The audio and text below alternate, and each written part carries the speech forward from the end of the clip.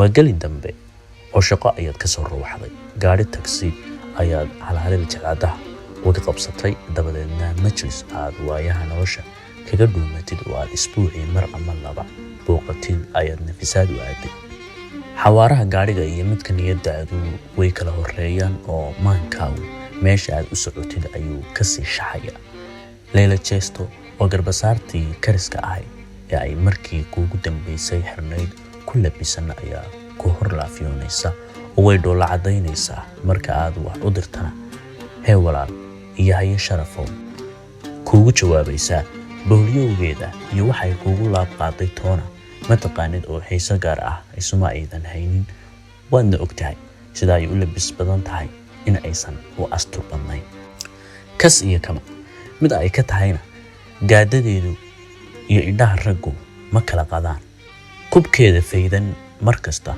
يقوران سيغ الرقونا سيدا دانبك إيا لا عيسى إن أيسان كلاهارين واتقان انت بقى ذيكو أيضا حدنا أصيبكتي الله وحو قولي السنة oo gaarisana oo shaah macaana muxuur alcaynba ayaad hoos isugu tiri adiga oo isdiidsiinaya in dabcigeedu uusan dhab ahayn ee istijabinteeda iyo hadalkeeda miidahay ay u rahman yihiin horarada aad ka midka tahay ee buulkeeda soo hulusha sidoo kalena ka xilqarsanaya niyadaada og inaysan xaaskaaga Samiira ee aad bilaha uun isqabtaan ay ka qurux badan tahay كبراد معان تاي كنا قارسان تاي شهلي داد عاشق ضي إن أيلي ضاي حاس كاغو مركاد ويدي أياد كو إيرتاي ويقذف بدن تاي ها سميرا بالمحا وديدي إناي إيداق نولاتو أو عدسيجي تحقليسو وحكستا أو آنكاد البدنا أي أعرن ويدا لبيك وسعديك سيدا صحابيد باريد وقرتي إنا الشقادة كدب ليلة بيك صدو ayaad iskula faqday hagaag hadaba sida ay kuugu taalo qayb kaamid oo leela jecel qaadka quudata oo damac badan oo waligeed ciyaal aan korin ayay kuugu taal qayb hayin oo markasta diidan salfudaydka iyo awaaqib xumada falalka aadan ka fiirsan xaaja kasta oo kaamirugta iyo go'aan kasta oo aad qaadashadiisa laba bogleysana waxaa dhaliya isdiidada labadaadan qaybood iyo talooyinkooda aadan ka maarmin sidii qof weyn ay naftaadu kula talisay kuwana tiri eelkaba waxa dhigay waa biilkan xunka hadii aad xaaskaaga u geyn lahayd kuma dhasuugteen Leila Chestada aad mooday inay ku danaynaysana kuma dhagnugulaateen oo wad ka xil aan lahayd hadii aadan furfurnaanta ay ku muujiso lacag kaga iibsateen waa hadal run ogobay runta baasi waligeed waa goor xun socod in marmarka qaar sida shaydaanka qofku isaga naaro ay ku wacan tahay hay xusuus ayaa geera lagu xirgeeya ayaad naftaada muxibeysan ugu garowday oo murankii ka dhex aloosnaa joojisay tagsigii jidka wadnaha ka soo qaaday sida ruuxdu jirka uga soo dhamaata ayuu magaaladii kala soo dhamaaday oo meel sida ugfaha cirif ku taala kugu dajiyay waa halka u socotay miyaad soo habsaantay waa weydin laga maarmo oo sidoodaba goobaha noocan in lagu habsaamo mooye lagama habsaamo waayo joogistooda ayaaba habsan waad soo gashay bariido iyo kaftan kadib sidii aad filaysay waji furan ayaa lagu qaabilay dalabkiina dhowla cadayn ayaa laga qaaday dabadeed meel gees ayaad salka la heshay adigoo ka xun raga badan ee aadan filay ee ku weheliya iyo quruxda Leila Chesto ee sida tamir xabaal taal aadan ninna ka xiin niyadii aad uga bogtay ayaad ku hiiftay sida ay ugu qaday quruxdeeda iyo gaarinimadeeda ee ay meeshan daran ee raga badan ee kulul meel dhaanta u geyn weyday in raga aad muddada kooban istaqaanaan midkood guursan doono oo uu been ku soo xirigelin doono baagamuudana ku dhiqi doono ayaad uga dardaar warisay falaasta qaleeshin birta iyo bakeeriga rugbuurka markay ku soo agdhigtay ayuuse fikirkeedii ku daayay adiga iyo naftaada xunta ah ee mudduci iyo mudaalacayga isku noqday ayaana garnaqsi halkii idinka bilaabmay. sidaadaba bullaanka dadka waad ku hataa waana lagu tixgeliyaa midaas. waa sababta idin midaysay adiga iyo dhowrka nin ee aad dabcigaas wadaagtaan ee hareerahaaga kaaxiga. fadhigu si walba waa uu u agaasiman yahay. oday baa wardiyaya oo salligii jimcaha iyo qasaa'id nebi ammaan ah isku dhex wada sida suufi dariiqadiisii ka tasoobay. idise lama yaabana oo waa ged lagu yaqaano in uu sidan u digriyo.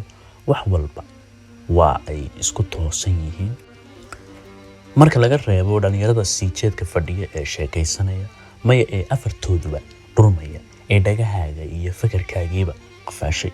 sheeko xumada Soomaalida ayaad hiiftay adiga oo la yaaban mawduuca aan kuu khuseyn ee haddana aad fahantay dadkii uu ku socday ka hor. waayo khalad baa kugu ahaatee kaliya ayaa doorka dhagaysta qaatay intii ay dhurmayeen. banaanka ayaad u baxday oo salaad aadan hubin 4 iyo 3 ragco midka ay ahayd ku tukatay qadar la eg xabad sigaar ah in lagu cabbi karo adigoo indhahaaga u xakamayn karila sida fikirkaaga seeto goyska noqday ayaad baaladay mootay hareerahaaga. jawigu waa qaboono oo dabayl aan xooganayn ayaa dhabaynaysa. ciirada samada ku wadhan xagaa inay galbinayso ayaad u malaysay adiga oo himbiriirsanaya ili ku wareertay. waxay ishaadu qabatay damallo waaweyn iyo guryo teelteel ah oo ku sii beegan. dabadeed adiga oo la riyaaqsan haasaawaha aamusan ee dabiicadda idin dhex maray niyadana kale galab wanaagsan allailehe waa galab mudan in la isugu hambalyeeyo ayaad jawigii hore nafta kusoo dabaashay. madashu hadda waa shib oo buuq ma jiro. qof walbana sidii dhaawac uu la baaxaadegayay ka bugsooday ama suuxiso lagu muday ayuu u xasilay. isaga iyo aashiina loo kala baxay. run ahaan balwadu waa suuxisada damiirka ee qof waliba intiisa iskuul loo siiyo. haddii uu ku qeexay Schopenhauer aafada noloshuba inay tahay baaxaadeg u dhaxeeya hodan caajis dilooday iyo sabool saxariir dilooday, balwaduna waa kaarjabinta waxtarka u wada ah ee ay iskula tacaalaan saboolkaas karkabada nolosha hayn waaye iyo hodankaas caajiskeeda ku daalay. waayo waa xaalad guntu dareenka gobonimada ku raadiso. waa dhalanteed uu saboolku hodannimo isku bido baqaylkuna deeqsi isku moodo. mirqaanku waa dareen baas oo qofka geysiiya xaaladii Dostoyevsky ka digayay ee qofku beentiisa ku rumaysanayay karaamadii naftiisa iyo midda dadkana ku seegay. adiga iyo laftaada xisaabaadkii karka kugu hayay hadda ayaad ilowday oo culayskii kaa degay. waxa uu cadaynayaa inaad gaadhay ujeedka aad meesha u timi. haddan hooya ayaa tiri oo booskaagii salka dhigtay adigoo indha fayaansan marba meel ku taagaya. bac madow oo kubeega ka soo daldalan ayaad indhaha ku hakisay. fadul iyo xilkasnimo darro mid ay kaa tahayba hubsa ayaad istiri oo bacdii iyo wixii ku shaqlanaa degdeg u kala muldhisay.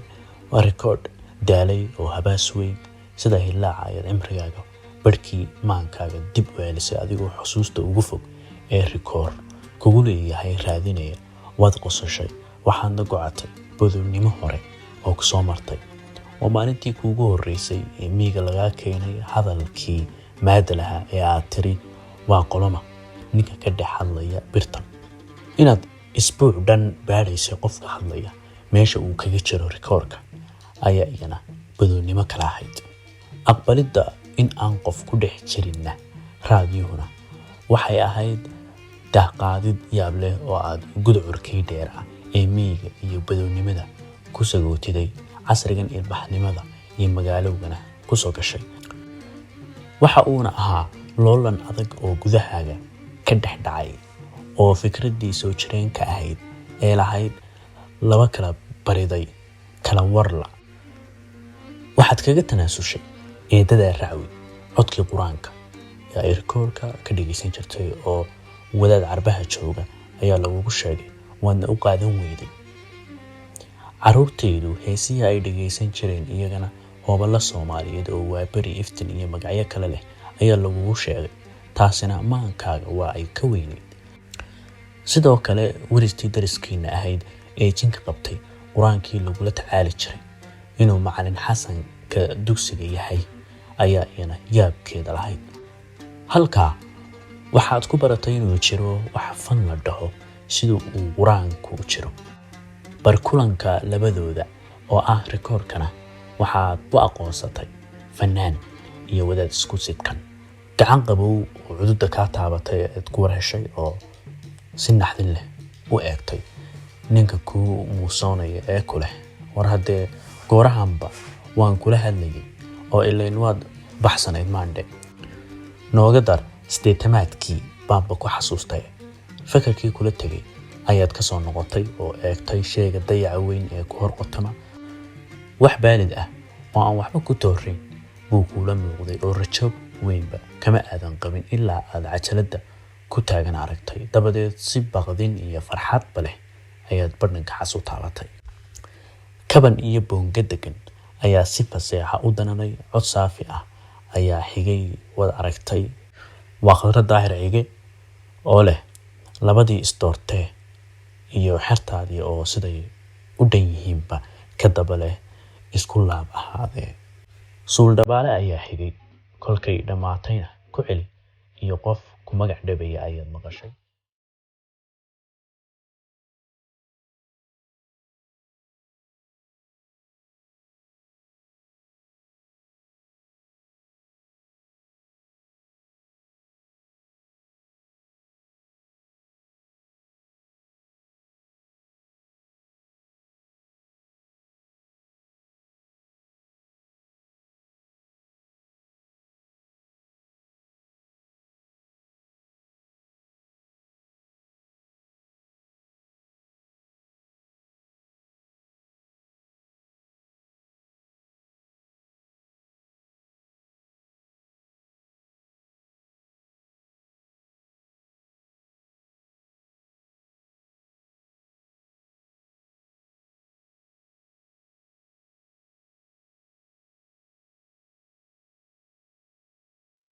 adna codsigii ayaad u yeeshay. weligaa waad jeclayd Khadra heesaheeda oo adiga oo aan fanba aqoon ayaad ka baratay walaalka Khaliif afkiisa isagoo foori iyo codba ku qaadaya nafka oday iyo roob galbeed. kolkii aad soo xaroteenna gaafkii ugu horreeyay ee aad tagtay ayaa laga qaaday. labadii isdoortee sidii ayaad taana ku baratay. balse markii koowaad ee Khadra codkeeda oo aan idiin dhaxayn dhagahaagu maqleen waxay ahayd markii eedadaa lagu geeyey. jimcihii koowaad ee ay ilmaabteeda dharka meerayeen waa tii buluuga dharka iyo baytariyaasha rikoorka dukaanka isqola fadhiya lagaaga daray 5 daqiiqo. kadibna adigii heesihii aad dadka ka maqli jirtay iyo kuwa aadan weligaa maqalba ka haqabeelay sidii baad ku jeclaatay fanka iyo dhagaysigaba.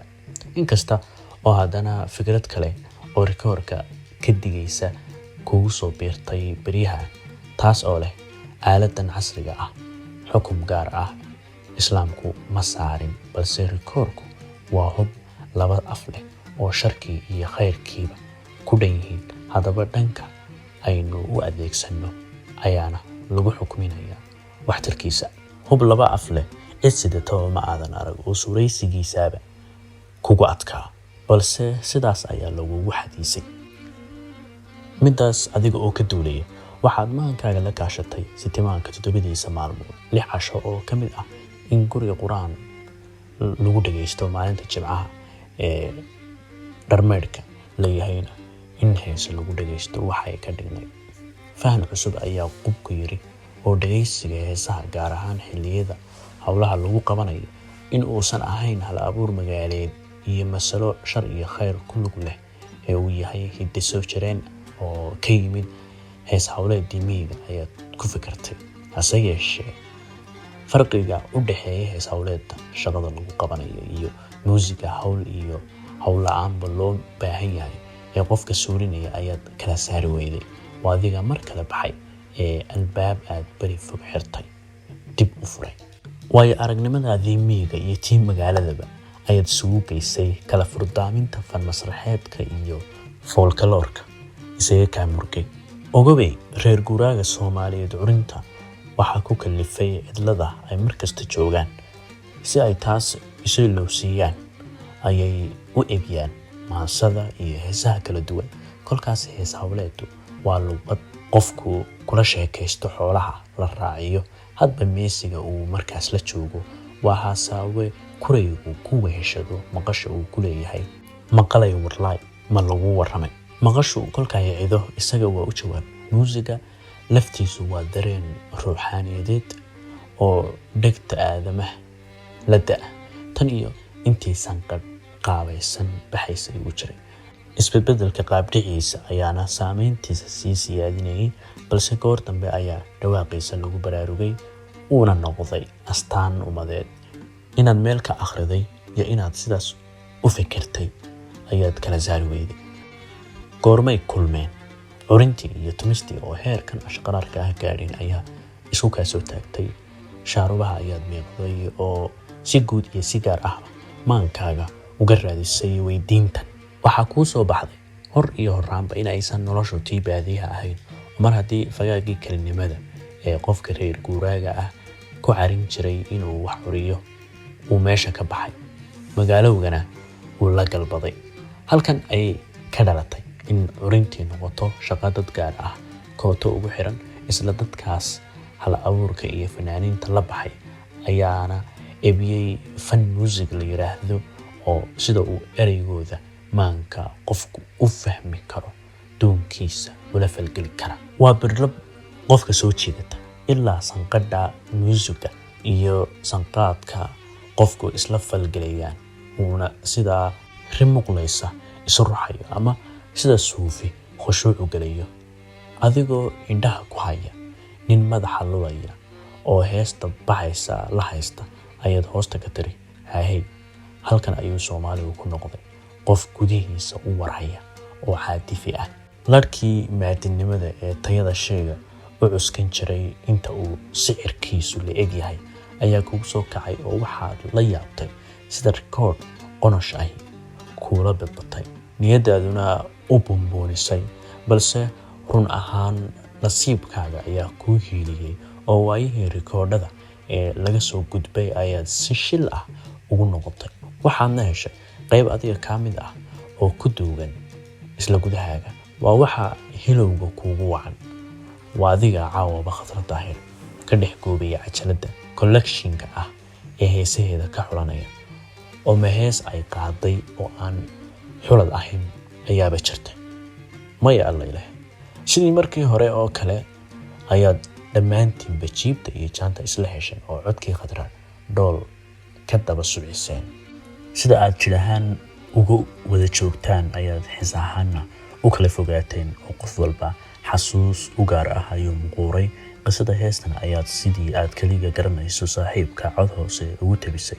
cajaa'ibta fanku leeyahay ayay ka mid tahay in deegaan walba si u gaar ah u wariyo qisooyinka heesaha. adiguna sidii walaalka beri fog kuugu tabiyey ayaad uga warrantay meel aad ka bilowday ma ogide.